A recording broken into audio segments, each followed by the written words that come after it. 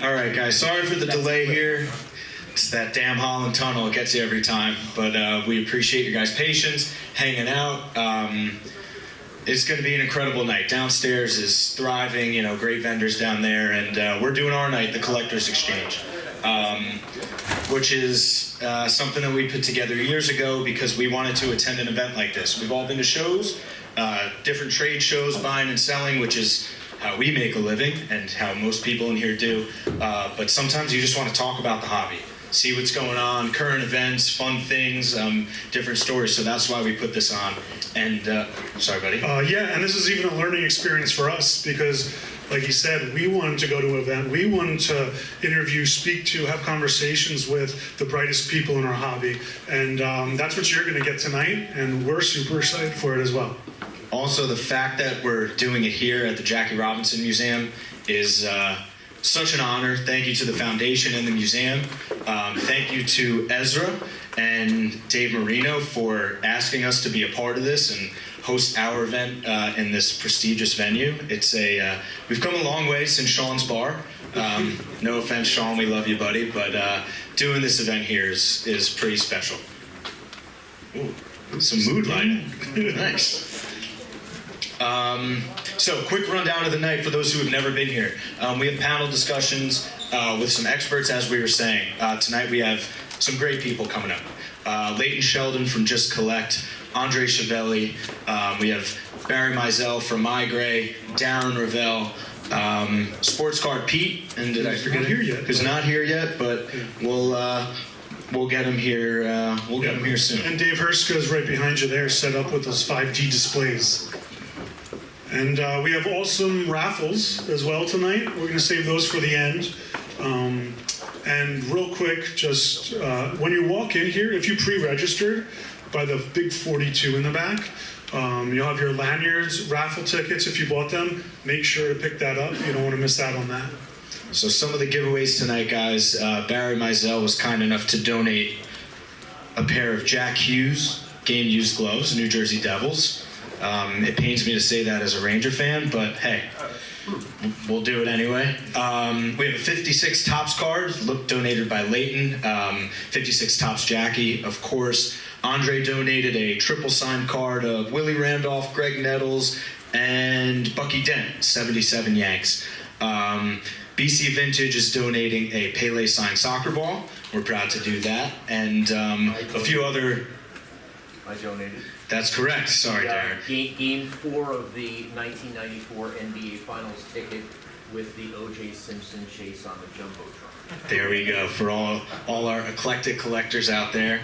So yeah, that's at the end of the night. And guys, obviously all the raffles, all the tickets that were purchased, all proceeds are going to the Jackie Robinson Foundation. So tonight's just a great night. We thank you all for being here. And again, sorry for the delay.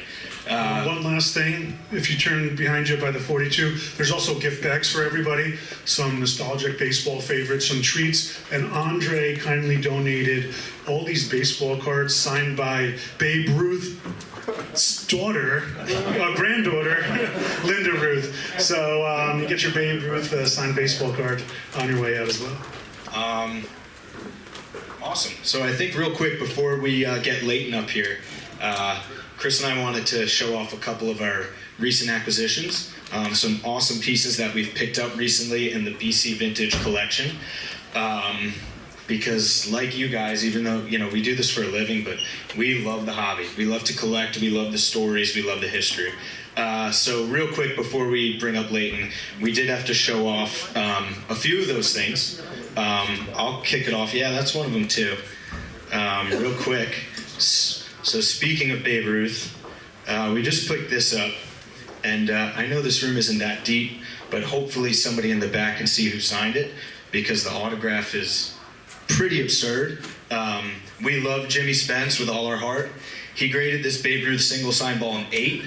In our professional opinion, it's a 27 because it is so dark. And when we saw it, we knew we had to have it. The vintage tone on it, it's not pearly white. Beggars can't be choosers, but he will be here to. Jimmy will be here. I was hoping he would hear that joke, but again, the Holland Tunnel. But this is a new one. This is my favorite piece that we have right now.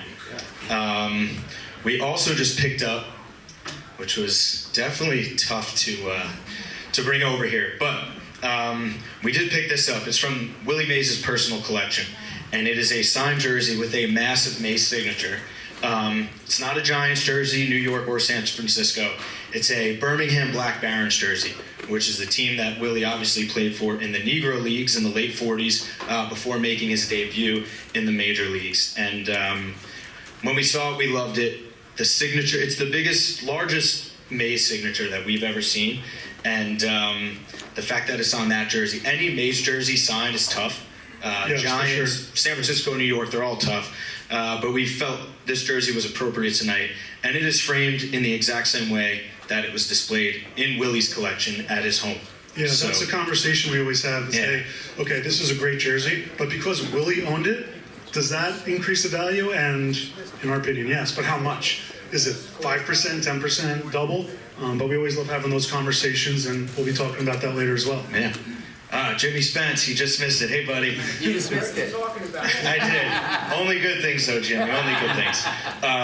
Jimmy is a former speaker. He's been to our events a bunch of times. Is there a reason he's a former speaker? We had to get some new blood in. But if that Ruth Ball got the 27 grade that I wanted, he'd be right up here with me. Another piece. I need to get my notes out for this because I don't have a great memory. But we're at the Jackie Robinson Museum. It's a special night. And here we have a handwritten and signed letter from Jackie. And the content's pretty incredible because he wrote the letter to Elson Howard. Those who don't know Elson Howard, New York Yankees, he was the first African-American player to play for the New York Yankees.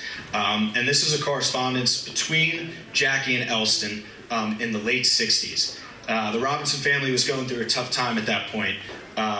And Elson had reached out just to wish the Robinsons well, see how they were doing, and check in on them. And this is Jackie's response to Elston reaching out. And I won't read the whole thing because it's a full page, which any content, full page, written and signed by Jackie is tough. But the content and who the letter is between is special. And the end of the letter is pretty great. So it's late 60s.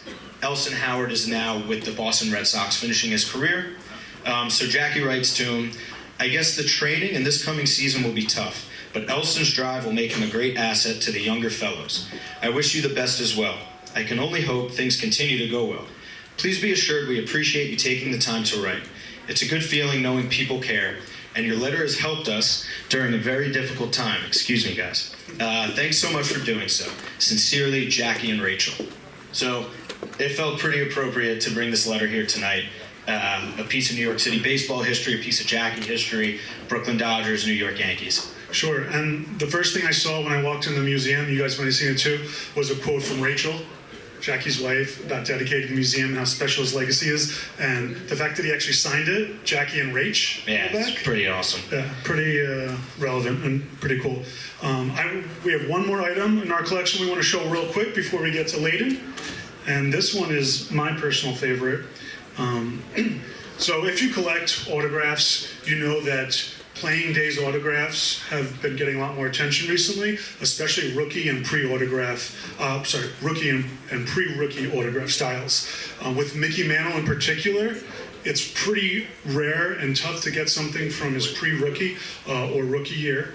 And this is from the day he debuted, April 17th, 1951. This is a team signed sheet. I'll turn it around here. This was the homecoming dinner they had after his first game on April 17th.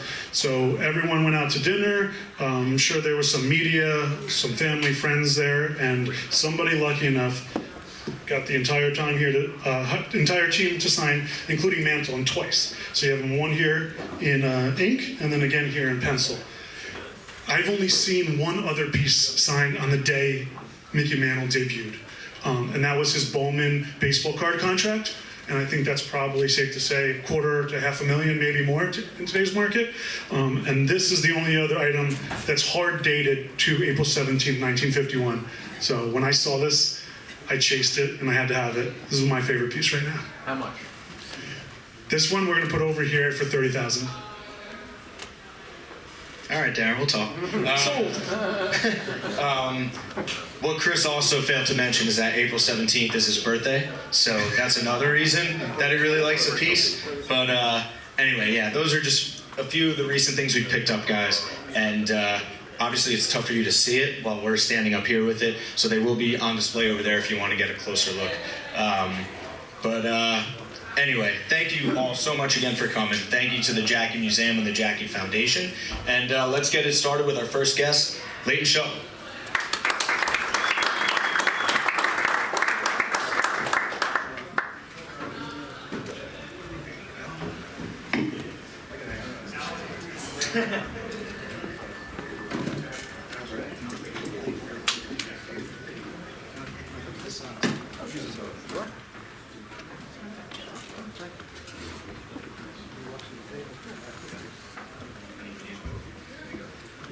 Thanks for bearing with us, guys. The new venue has us a little confused over here. But anyway, our first guest, Leighton Sheldon from Just Collect. Like all of us in this room downstairs, he's a hunter, he's a dealer, collector, hobbyist, enthusiast, and specializing in vintage cars. So I will let him give a little bit more about his background so I don't screw it up. Oh, sure. Hi, my name is Leighton Sheldon. Thanks for having me. I started off loving baseball as a really young kid. I called my parents' backyard Sheldon Stadium, which is my last name, and I vividly remember using Fisher-Price bats to hit this plastic ball out of my parents' yard, thinking like, wow, I'm pretty good. And for, a little while when I was a kid, I thought I was going to play for the Yankees. Fast forward, I didn't make it.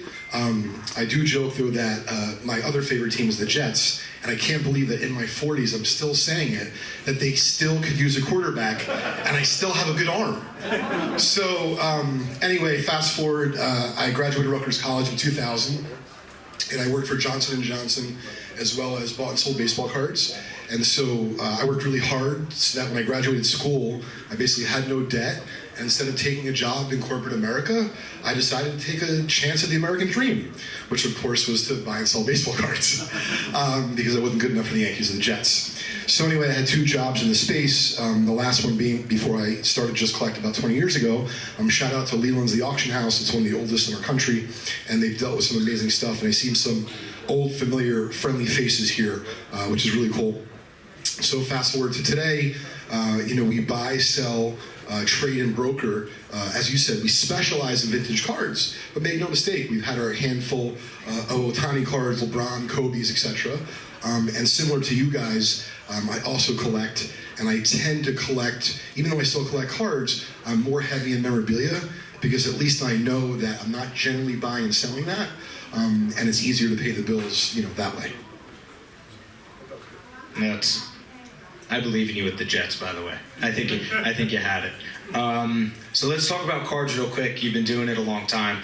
Talk to everybody in the audience, let's say pre-grading, before the PSAs and the SGCs, and now today that they kind of dictate the hobby and the market over the years. Sure. So the first thing is I do remember being a little bit younger, and before PSA became a thing, it was challenging to feel comfortable more as a collector to buy an expensive card. For me, hundreds of dollars as a kid was expensive.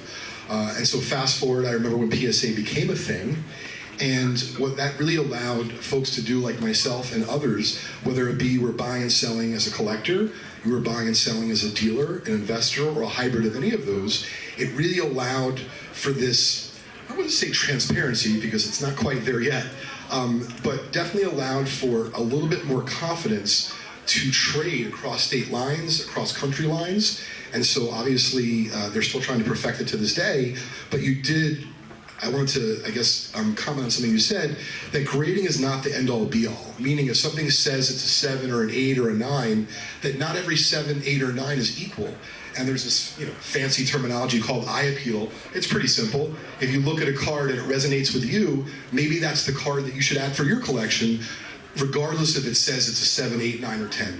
So just something to keep in mind as you're buying graded cards. You don't always have to buy what it says on the label because it says it's a 7, 8, 9, or 10. Buy what resonates with you. Maybe it's well-centered, it's got a nice surface, good color, all that good stuff, but that's what I would recommend.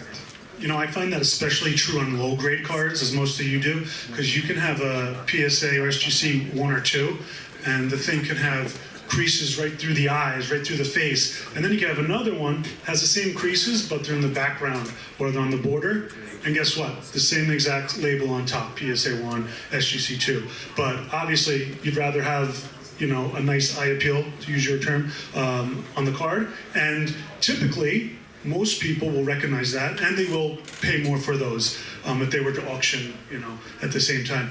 But a lot of people don't, and I think that's why we have shows like this and to talk about stuff like this, so we can figure out and, you know, kind of decipher the hobby a little bit. Yeah, and speaking of that, and I know this is going to probably make it more complicated for some folks that don't quite understand the nuances of the vintage card space, but in some cases, as you're alluding to, Chris, for example, a 49 Bowman Jackie Robinson in a grade of a 3, that's very well centered and not toned, can often sell for more money than the next highest grade, for example, of a 4, especially if that 4 isn't centered as well, or maybe shows some of that toning, which is very common in 49 Bowman cards. So these are all things that you could just see for yourself as you're looking for the card or looking at the card. You don't necessarily need an expert to help you with that, but don't be romanced by just the number grade. Try to make sure that the card is really one for you. Yeah, that's something that I think people need to get in their head. We always say, look at the card first. Some people just look at that number. And you segued great. We're at the Jackie Robinson Museum. You brought up 49 Bowman, 48 Leaf. I know there's a story that came out that we talked about the other day about which year those cards were issued, what's Jackie's true rookie. So let's talk a little bit about the Leaf and the Bowman. Sure. Well, I guess you're referring to the fact that there's a book that came out recently talking about how the 1948 Leaf cards were really produced in 1949. I think that's what that is correct, yeah. Yeah, so I read that book on a plane when it was given to me on one of my treasure hunting trips, and it was fascinating because beyond just the story of the cards themselves and when they were issued, it really took you back to a very much more innocent time, candidly, in America in the late 40s and early 50s, and it was just, it was fun to read. But basically the premise is that these baseball cards from 1948 that have affectionately been known as the 1948 Leaf baseball card set, breaking news, might have been issued in 1949. And the reason why I say it like that is I'm not sure how much it matters. It matters in terms of history being accurate. I agree with that. But if you're now saying, for example, that, and some of us might be, that now that the 1948 Leaf baseball card of Jackie Robinson, since it may have been produced, or likely was produced in 1949, that maybe it means that the 1949 Bowman Jackie Robinson card should also hold that same esteem and maybe even value of the 1948 Leaf. I'm not here to argue one way or the other, and for full transparency, I own several of each. So for me, as long as they're both doing well, it's great. But the joking aside, they're both expensive cards. The 1949 Bowman generally is cheaper on average. It has been going up of late, but that doesn't mean it's because this book came out and it's driving things. However, it is an interesting talking point. Yeah, I thought it was interesting. The 49 card happens to be my favorite card in the hobby. I just love the look of it. I love everything about it. So are you seeing the values catching up? Is the 49 catching up with the Leaf? I would say that they're both very healthy markets. And right now it does seem that at least on the lower end of the 1949 Bowman market, when I say that, what I mean is I'm referring to the grade of a 1. So let's just say a year ago, you might have been able to buy a 1949 Bowman Jackie Robinson in the grade of a 1. Let's just say the typical, average condition of a 1 for $1,500 or $2,000. That seems to be trending more like $3,000 now. Is that because more people just want to own a copy because of that book? I couldn't tell you, but I do know that when friends or family, which I hate to give baseball card advice to, they ask me, what player or players that they would buy, and obviously it's fitting the answer. So my son Crosby is 10 years old. He almost came with me tonight, but he wasn't feeling well.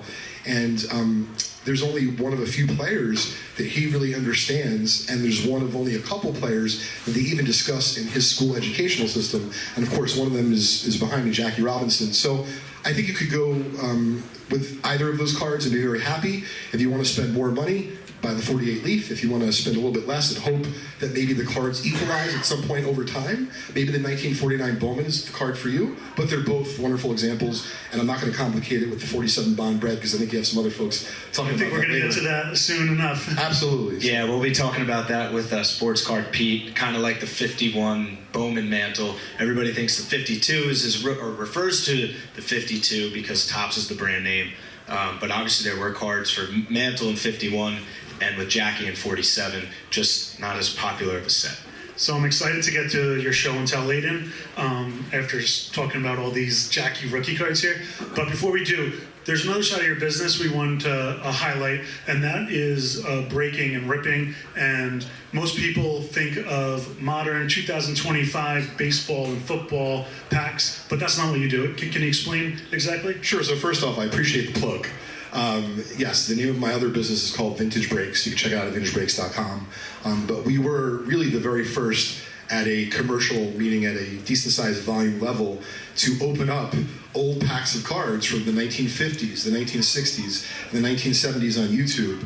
And we really started it because I'm just a card nerd, and then I love opening up old packs of cards. And what happened was, for several years in a row at the National, I took a little bit of my hard-earned money and I would open up a pack just purely for enjoyment. Maybe I was hoping for a high-grade PSA 10 or something, of course.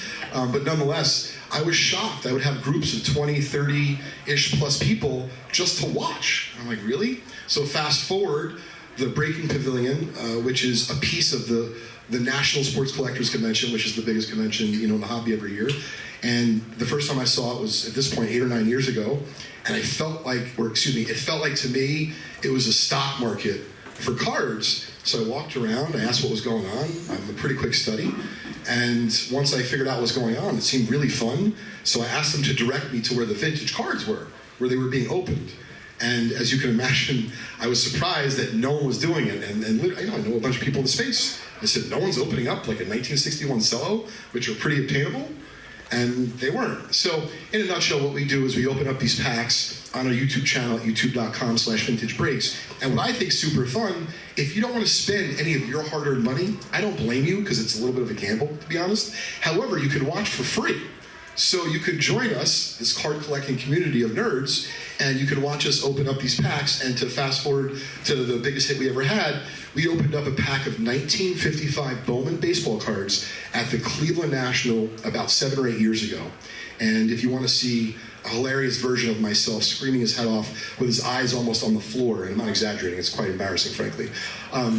We pulled out of that cello pack of 20 cards, definitely had a little bit of Yogi Berra influence there, it ain't over till it's over. We're on the 19th card. Keep in mind that the 20th card is Johnny Padres, so in a cellophane pack, you can see the bottom card. So we already knew we were getting a Johnny Padres.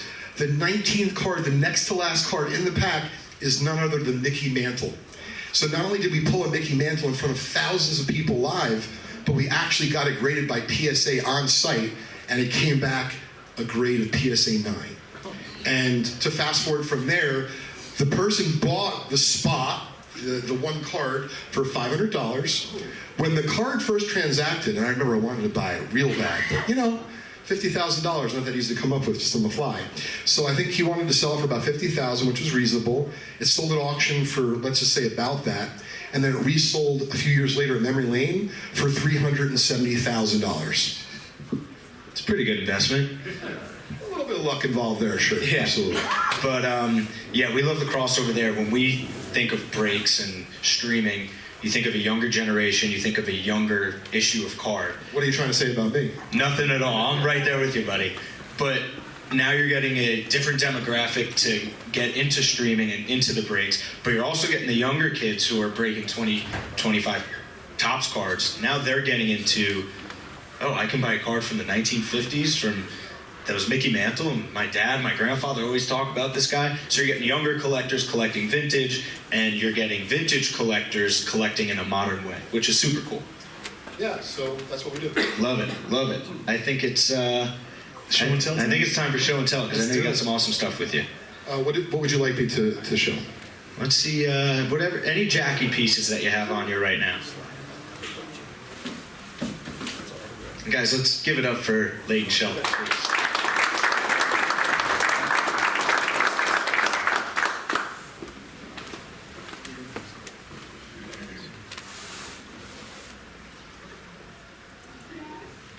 I'm going to let you explain this. I'll hold it and run out the front door.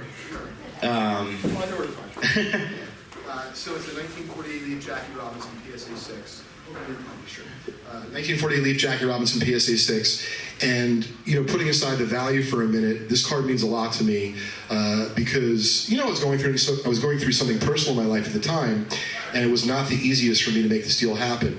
So a gentleman contacted our offices, at Just Collect in New Jersey, and tells us the story that his family has some original 1948 Leaf baseball cards since the year of issue. And of course, you get excited, but you don't really know exactly what's going to be, in the collection, when someone contacts us. So we ask him to send us some photos, and he does. And needless to say, we were floored. So every card was ungraded, and in the collection was 3 Jackie Robinson 1948 Leaf rookie cards. Beyond that, there was a handful of other, of course, good cards as well. And so one of the craziest parts of the story is the cards were in general very good condition, like above average for finds like this. And what I noticed was the Jackie cards in particular were actually a little bit nicer than the rest of the group. And being a treasure hunter, I picked up some tips and tricks over the years, right? And so I wanted to know a little bit more info. And lo and behold, there was an unbelievable story just underneath the surface. So he explains to me that, and realize at this point, this is a grown man, but when he was a kid, right, obviously he wasn't necessarily in charge of these cards. So he vividly remembers his family showing these cards to others. However, he said that he also remembers that racism was so strong and so rampant in his neighborhood, he specifically remembers his family and his parents not taking out the 3 Jackie Robinson cards to show others because they were worried that people were going to ruin them because of the racism that was going on. And so if you fast forward in the collection, we bought the cards. I'll tell you about the grades and such in a second. So I don't remember all the details, and it's on our blog, which you can check out on our website.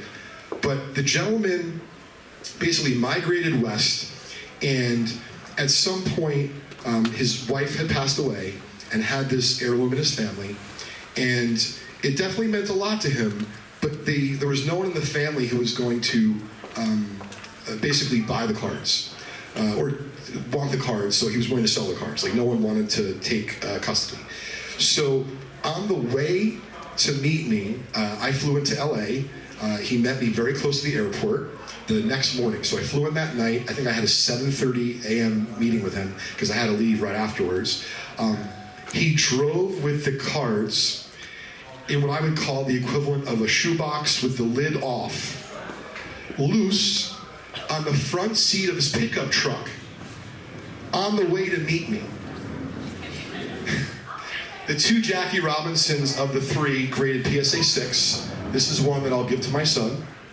And then the 3rd card graded PSA 5. And there was some other good cards in the collection as well.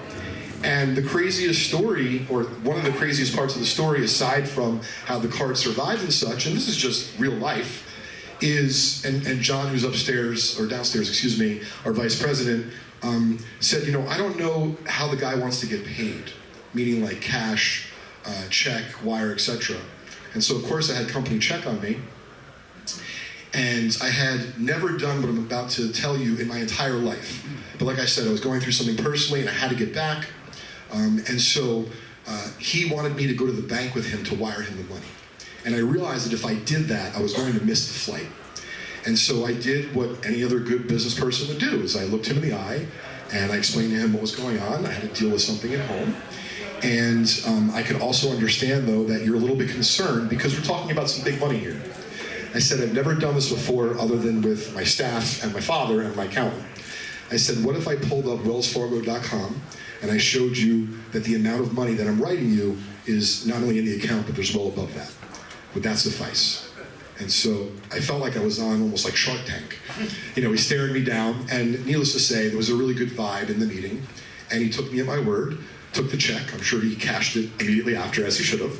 And needless to say, we bought an incredible collection of 1948 Leaf baseball cards that to me meant a lot more than just the cards that were at hand. It was really a piece of American history and some insights to actually what was going on in our country. I mean, that's what we love about collecting. It's not just the pieces of cardboard, the pictures of old people on paper, right? It's the stories behind it. And obviously every card has a story, but in particular, something like that, really special. And the fact that you're giving to your son, you know, a lifetime piece for you, that's awesome.